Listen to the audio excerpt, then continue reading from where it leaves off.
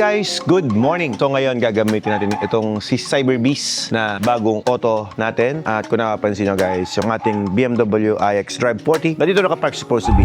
Na naka-charge dyan. Yun ang daily service ngayon ng aking mga kids going to school or anywhere. May share ako sa inyo. I have a big realization na nangyayari ngayong mga panahon na tumataas ang presyo ng diesel at gasolina. Kung mapapansin nyo guys, yung panahon, nire-reshape din tayo yung pagkatao natin.